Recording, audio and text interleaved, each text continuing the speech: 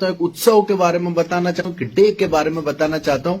आप लोगों ने सुने होंगे दुनिया भर में अलग अलग दिन को मनाया जाता है, लेकिन आज जिस दिवस के बारे में बताना चाहता हूँ इसको आप सभी को मनाना चाहिए, बल्कि वर्ष भर इस दिवस के लिए कार्य करना चाहिए।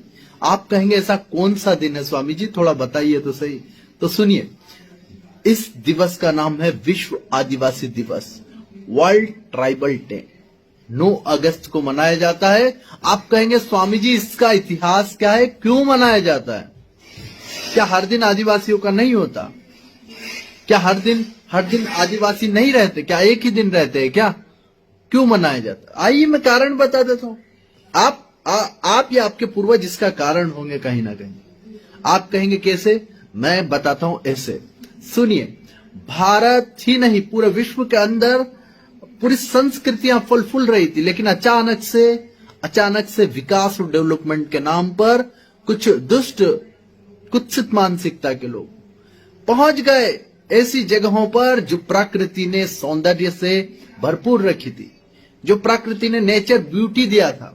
वो नेचर ब्यूटी का नाश करने के लिए कुछ लोग पहुंचे, और उन्होंने नेचर का ही हास नहीं किया, उन्होंने नेचर का ही विनाश नहीं किया, अपितु उन्होंने उसके साथ कई संस्कृति को लील दिया, कई संस्कृति का नाश कर दिया, कई संस्कृति को प्रताड़ित किया। वो प्रताड़ित होने वाली संस्कृति और सभ्यताएं डेवलपमेंट और विकास के नाम पर जो भेंट चढ़ गई, वो सिविलाइजेशन, वो कल्चर जो मनाते थे अपना, वे लोग कौन थे? वे आदिवासी थे।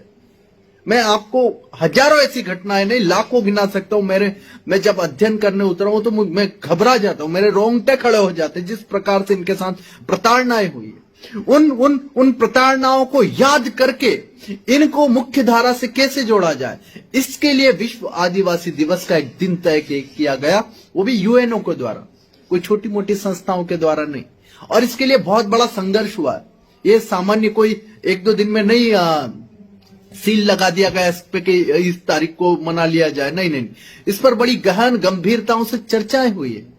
बड़ी बड़ी संस्थाओं ने बड़े बड़े रिसर्च किए, उसके बाद माना, स्वीकार किया, बड़े शर्म के साथ स्वीकार किया कि हाँ, हमारे इस विकास ने आदिवासियों का शोषण किया, उनको उनकी सभ्यता और संस्कृति से दूर कर दिया, विमुख कर दिया, उनको उनकी ही जगह से, उनके जंगलों से, उनकी जमीन से, उनके पहाड़ों से, उनके प्रेम से, उनके प्यार से, उनके लव से, उनकी मातृभू से दूर करके हमने उनको झटक दिया।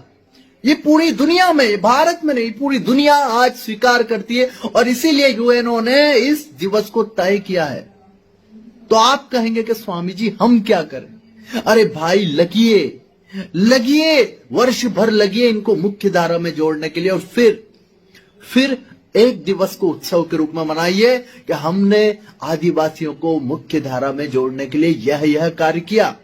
आदिवासी भाई तो मनाते हैं, वो उत्साह की तरीके से, अपने पूर्वजों की वीर गाथाओं से वे भरपूर रहते हैं, लेकिन उनकी वीर गाथाएं जन सामान्य तक क्यों नहीं पहुंच पाई? कारण जानिए ना, कारण ढूंढिए कि उनकी वीर गाथाएं, आदिवासी वीरों की वीर गाथाएं जन सामान्य तक क्यों नहीं पहुंची? क्या कारण? इसके पीछे क्या षड्यंत्र है?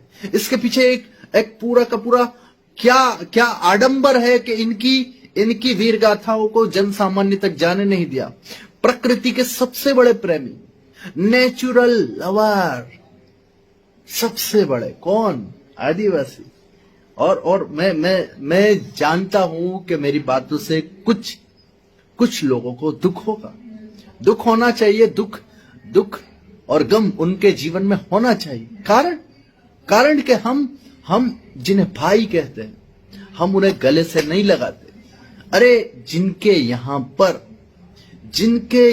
पर प्रतिदिन प्रकृति का रक्षण कैसे किया जाए, इसकी तैयारियां रहती है।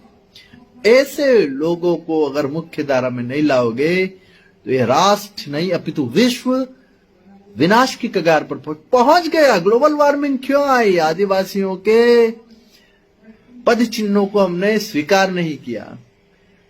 चलते तो आज ग्लोबल वार्मिंग तो क्या कोई संकट नहीं आता। ये दुनिया में खतरनाक वायरस, एक नाम